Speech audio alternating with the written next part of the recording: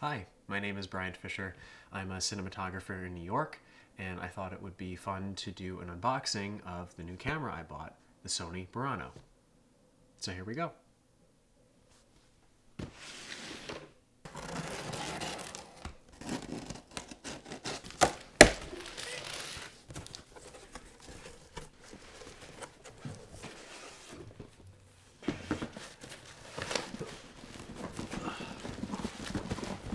I don't know if they're starting at serial number like 00 or if they're starting at 1000, but if that's the case, this is camera number 303. Cool. They have an illustration on the front.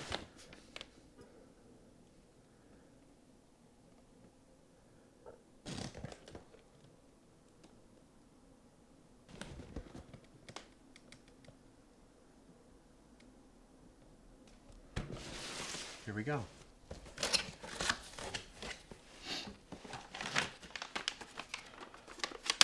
Documentation, E-mount, lens cap, very good.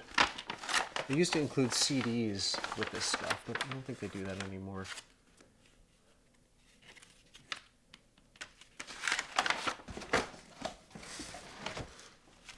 Okay, I imagine that this is the top handle. Sounds like a top handle. So I'm probably not going to use this. I'm waiting on a couple of components. Similarly with, I have a Sony Venice. I bought the Arri Pro set for that. So I'm probably going to wind up replacing this piece. But this is pretty solid and not terribly heavy.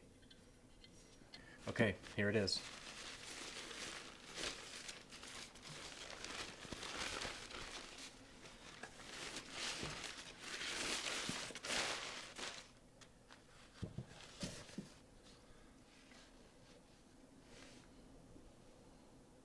You know, I've seen this in person. I've seen this in some demo stages, and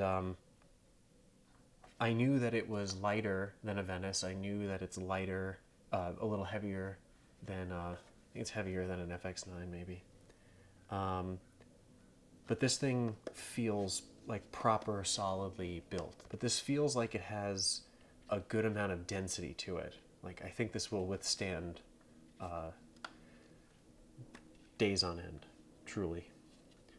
I'm very excited about this because coming from the Sony Venice, this is going to be a very interesting sort of melding of technologies from the FX9 and the Sony Venice.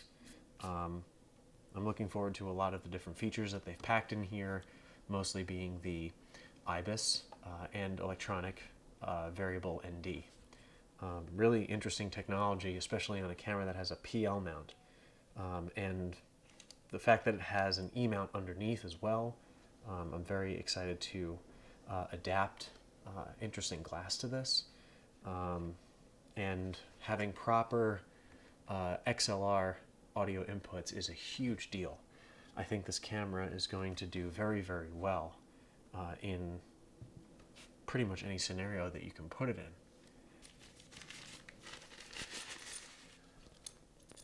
So this looks like the viewfinder bracket for the, this will sit on the NATO rail, probably. Here's the display. Something I'll say about this is I think that this display looks actually quite good for what it is. And even through the loop, it wasn't too bad. There was a bit of a misstep, however, with Sony's design of the viewfinder. When it sits on the camera, it wants to sit in this position for the loop to work. As you'll see, I'll put this on. But then, if you want to use the display as a touchscreen or for any of its menu functions, you can't turn it with anything that comes in the box. So you have to buy something else if you care to use this, kind of like you need to pivot it. And that's where this little piece comes in. This is a little adapter made by a company called Mid49. They are the previous makers of the wooden camera products. And this literally is a pivot adapter. So it sits, I haven't used it yet, but what I understand is it sits right in here on the EVF bracket, and then this piece will plug into the monitor, and then you're able to literally pivot it back and forth. So maybe we'll try that now. So here's the loop, and what's funny is it's a chunky thing with mirrors. Like there's a mirror in there, right in here. So it's just projecting the image from the display at an angle to then go in here. It's very reminiscent of the F5 and F55. Now I am missing a few of the accessories that I bought for this. I'm waiting on the battery plate I ordered from Wooden Camera, which I think is a very sleek design. I think it's going to sit on the body quite well. And I'm waiting on the Arri. I'm going with a Broadcast Pro set, which will come with a shoulder pad, top and bottom plate, side rails, and then this new rail that they're having in this position for any kind of accessory, and they also have a little mount for wireless transmitters. So I think that's going to be a really nice compact design. But they're going to be quite some time with that. I think they're shipping that this month, and the Wooden Camera plate's not shipping till the end of the month. So it's a bit of a rollout, but no big rush. Gives us some time to play around with the camera and maybe do some tests. Let me try actually putting on this. Let's see what this happens. It was upside down. That makes sense. I do believe it slides in. Okay, I heard that click, it slid in, and then it drops down like that. And then in order to open it, it has to swivel. Bright Tangerine is making a piece where you'll be able to keep the display facing you, and the loop will sit directly onto it, and it will stick out a good bit, but you'll be able to flip it up, and then you can use the display and touchscreen, and then flip it down when you want to go into EVF mode. But for now, we're gonna keep this all clicked in and see how it plays. So you need media for this camera, and thankfully Sony is going with CF Express Type B cards, which are a little more available. They're not proprietary to Sony, and from other brands, they can be significantly cheaper.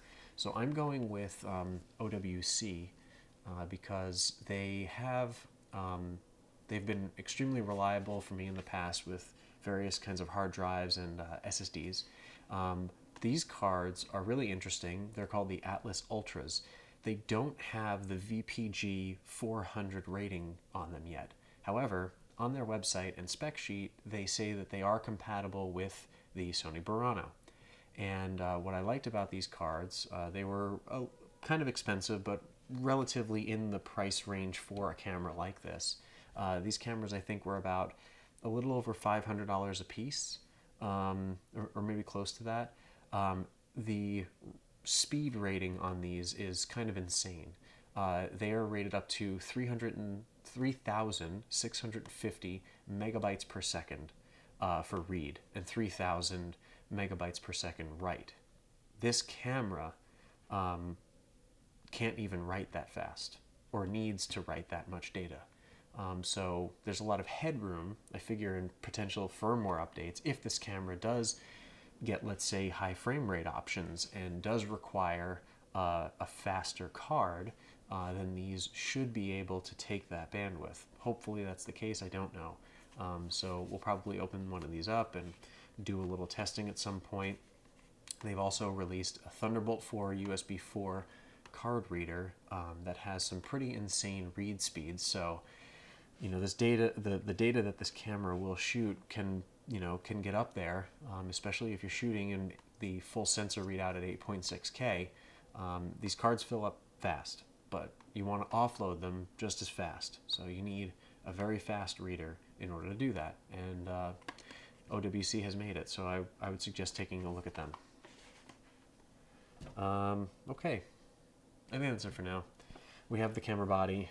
I'm going to do a proper sort of build as things come, but I'm very excited about this, and hopefully there's more to report.